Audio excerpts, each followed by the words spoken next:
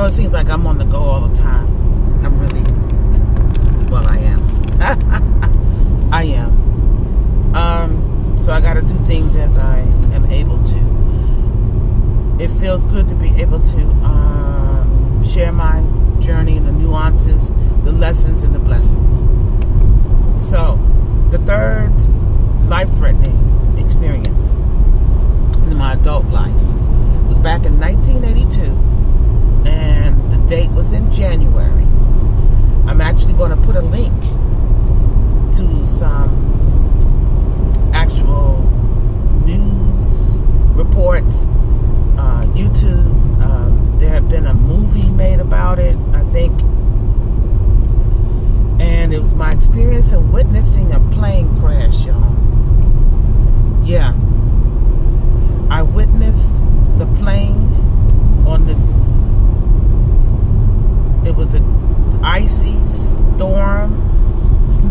snowstorm, I believe. I witnessed the tail of the plane going in the window, in the water, cracking the ice. I worked in Virginia. This is 2023. That was 1982. I worked in Virginia, and I was getting off from work, and I was coming down. For those that know the DMV area, I was coming down GW Parkway. That's what it's called. And I was coming down, which towards the airport, and I was getting off the GW Parkway onto the 14th Street Bridge. And then I'm coming up off that ramp, but weather was horrible. I was sliding.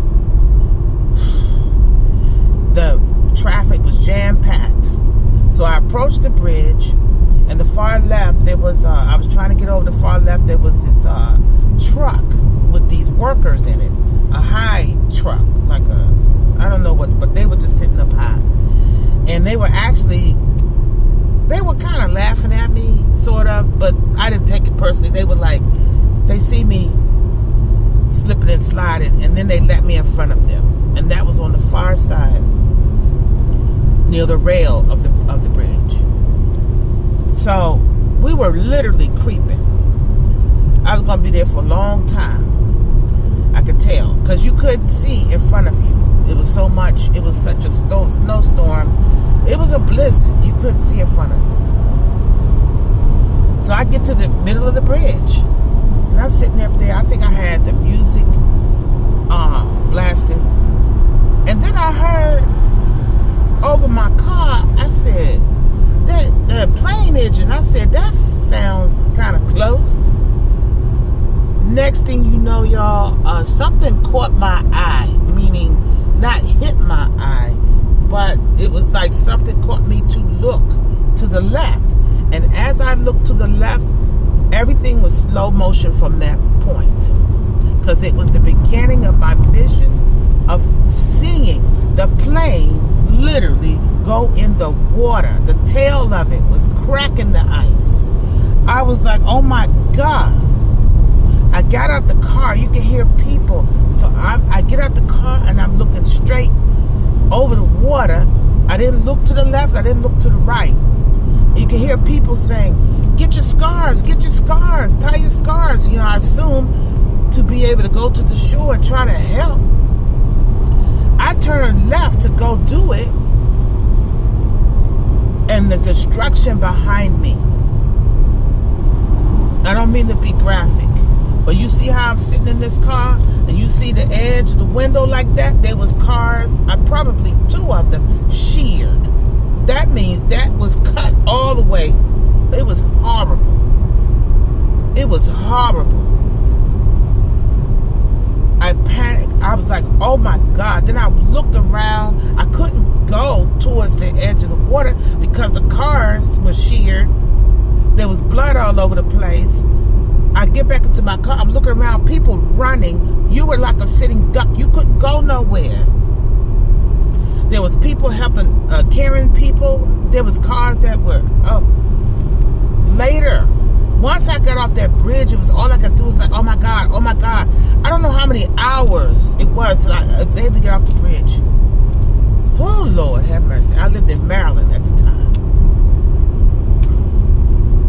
The days that follow, I couldn't keep my eyes off of the news because it was like, I want to know what happened to everybody. And there was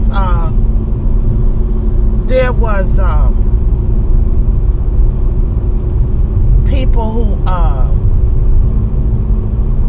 were on the news. There was news about people being, the bodies they recovered. I think it was a mother and her child. They were frozen together. I don't mean to get graphic. I'm gonna put the link down and y'all can hear the testimonies from people that was on it, the news links. It was the most horrific. That was the first horrific, shocking, life-threatening experience in my life. I tried to go to therapy at the hospital. That didn't work. I went and just attended, went around my church family at the time. I think the church that I was going to was Bethel Baptist Church. I remember. Oh my God. It took a long time. I ended up moving back to Virginia just so I wouldn't have to drive across that bridge. Y'all check out those links. So the lesson, the blessing, that was the first awareness of a high level that it wasn't my time and that I had protection. Like all the people that survived had protection. What about the ones that didn't survive? We all have a time and a date. That's period. There's 4 things, I used to say 3 things, that we all will have on our tombstone of remembrance. You're going to have your name that you was given. Yeah, if you want to understand the vibration of the name that you have, look up your name numerology.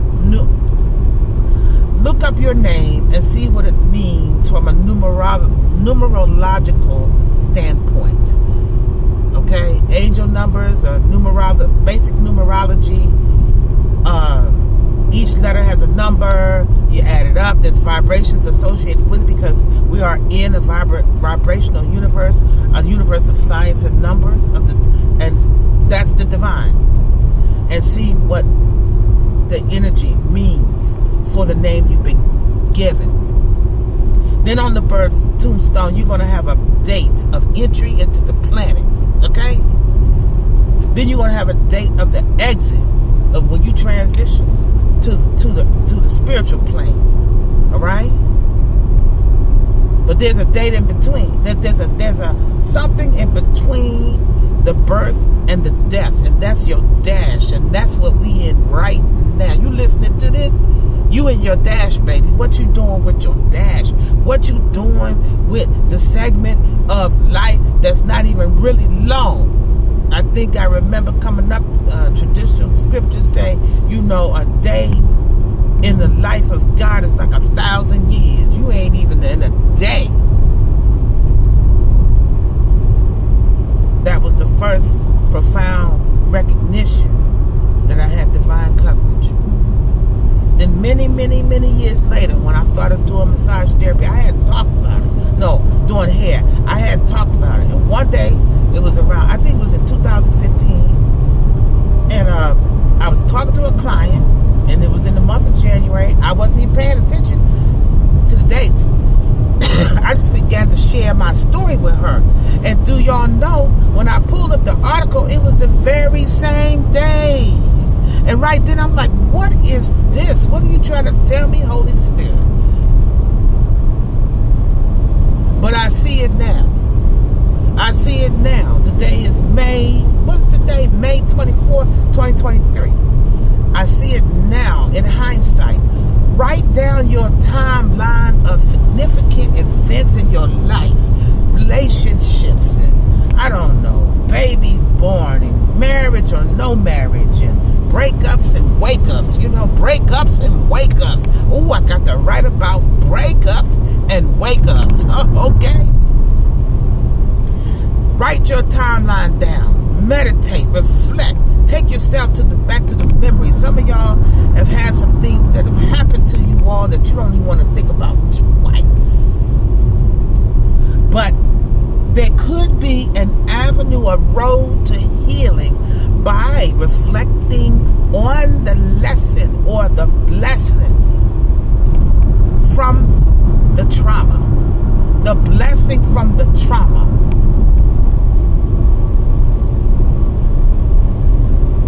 And it can end up